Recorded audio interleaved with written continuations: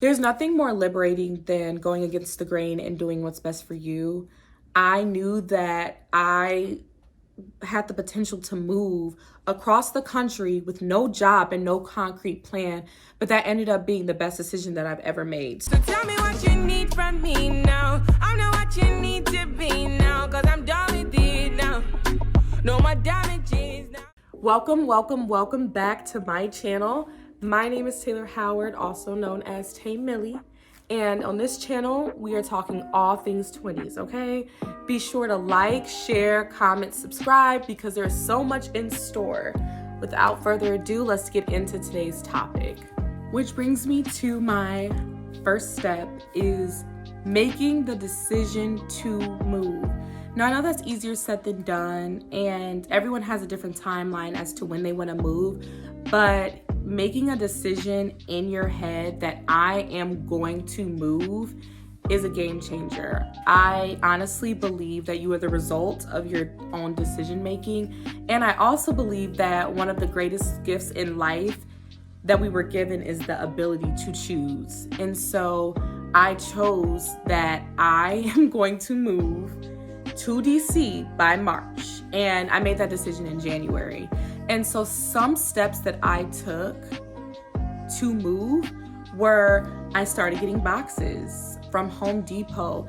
I started packing my clothes, and I didn't know what the heck my life was gonna look like, and I didn't have a solid plan, but I knew that I was moving. And so doing things like that puts me in the mindset that I will not be in my hometown for very long. Which brings me to my second step, is having a plan. Now, I know that seems a little counterintuitive to what I said, is, I moved without a job and I didn't have a concrete plan, but there were some steps that I took, and there were some things that I made sure I had in order before I moved. And so one thing that I think that is very important is budgeting your move. Now, I did not have that much money when I moved. I had less than $1,000 before I moved, after all my expenses that I needed to do to make the move. But I also knew that I was living with family, which is a different story than other people would have. But from all my research that I looked up, is you should have about 3 to 6 months saved before you move, and you should have about $1,000 of emergency funds just in case anything were happening. So budgeting your move is important. Something that I did was I made a list of all the things that I would need to get, or all the things that I would need to do before I move. So I wrote a list of, okay, I know I need to get my car done. I know I need to get new tires. I know I need to get my oil changed. So that's something that I need to do. I had to get all my my mirror was broken also off of my car, so I knew I had to make an appointment to get that fixed before I got on the road. I also had to have conversations with my parents and seeing who could take me to DC, who was going to travel with me. I made a list of, okay, I need toothpaste, I need shampoo, I need this, that, and the third. I made a list of everything I could think of. I even allotted time to say goodbye to my friends and family, and I made that a part of my schedule. So planning is important, and I'm not saying that you need to have everything figured out, because I sure didn't, but I do think it's very important to plan. Had I not been to DC, I don't think I would have moved. Because you don't know what you're getting yourself into. Yeah, I saw DC, and I know that the White House is here, and I know that it's very political here, and I know that this is one of the most educated places to live in the world. But that's all I knew. And I knew that my family lived here. So that's the extent that I knew. So I knew that I had to do additional research before I moved.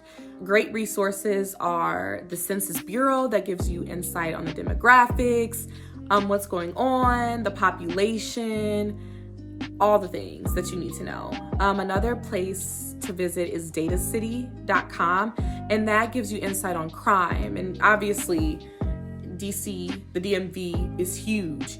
And so I can easily look up where I want to move, and it'll give me the crime report. It'll give me all information that I need to know about that specific area. I think you should travel to the place that you want to live, and maybe it's for an extended time. Get an Airbnb or look on Craigslist or see who's subleasing their apartment for an extended amount of time, and really immerse yourself in the culture before you move there.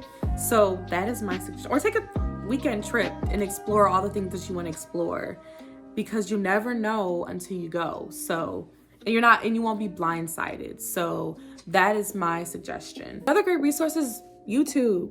And this is a shameless plug that if people that you know that are moving, refer them to this video. But anyway, looking at blogs to see like what are people saying about the area that you want to go to. And while these are people's opinions, keep that in mind. I do think it's important to hear people's real life perspectives of the area that you intend to move to. So research. Step 4, and then we got one more. See, I got bars. See, Tay Millie hasn't left me.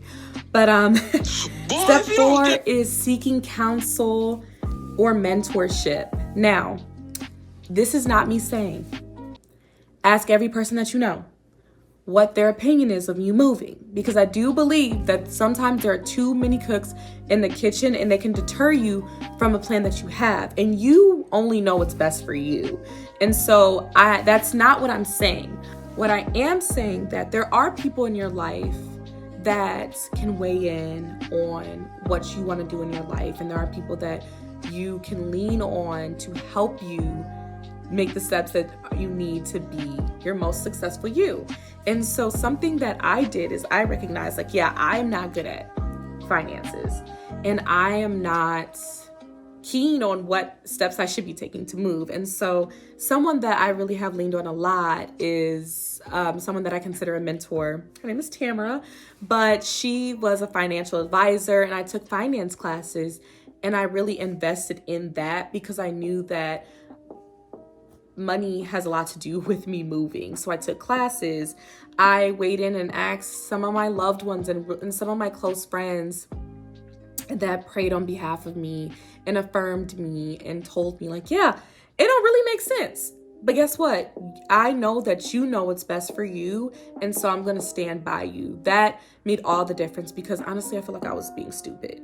I knew that God was calling me to move to the DMV specifically, and I'll get into that in step 5, but I knew that I was supposed to be there. And some of my family and friends were like, yeah, it don't make sense to us, but we know that you told us that this was a God-given idea and that you feel like you're uncomfortable here, and we know that you would be better off if you explored a new town, a new city, a new state. So we stand beside you. So I think it's really important to lean on your mentors, seek mentorship, invest in your next steps, take classes. Doing things like that will make all the difference. Which brings me to number 5, is using your window. I am a woman of faith, and I do believe that God makes things clear, makes things crystal clear when you are not supposed to be in a situation anymore, whether it's a relationship, whether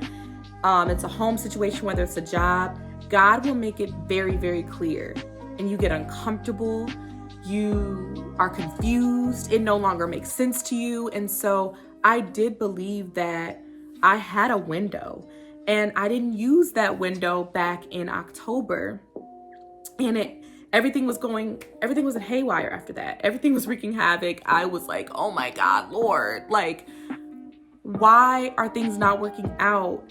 And so I say all that to say that there is redemption in this life, right? I don't think that if I lose this opportunity, it's not going to come back forever. But I did know for me that no, I have a window of when I need to move. Otherwise, I don't think I'll ever move. And so I knew myself. And so I had to be very specific, like, nope, I am moving in March. I wanted to end the video by encouraging you all and to be very real about how I felt a couple of weeks, honestly, before I moved.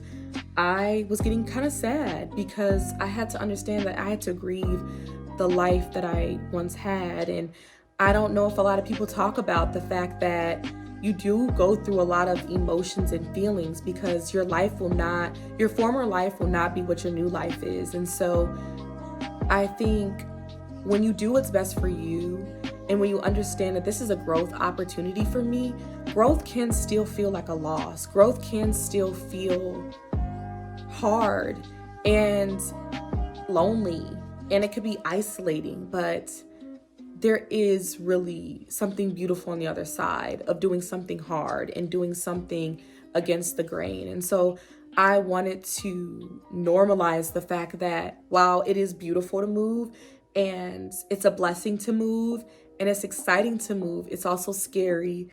I mean, on the other side of a door closing, another one is opening. I heard a quote not too long ago, and it says, turbulence is the price that you pay when you're flying high. Hang in there. And I love that quote, because it really shows that, like, when you are elevating and when you are actively choosing to do what's best for you, there are bumps in the road. It's not smooth sailing. My journey from January to March and me trying to get all my steps together were not easy. I was door dashing every day. I was waking up at the crack of dawn, still applying for jobs. I was doing so much. I was exhausted after every day. I was honestly giving up hope, because it just didn't seem like it was going to work out. But I knew, because I decided that I was moving in March, and I knew that this was a God thing. So no matter what, I am going to move. It's hard. And so turbulence is the price you pay when you're flying high. Things won't always be easy, but it will always be worth it. Just remember, these 20-somethings have a way to try to kick us down, but we will not let it, okay? So I love you all. I hope to see you soon. Don't forget to like, share, and subscribe, and I will see y'all soon. Peace. So tell me what you need from me now. I know what you need to be now, 'cause I'm done.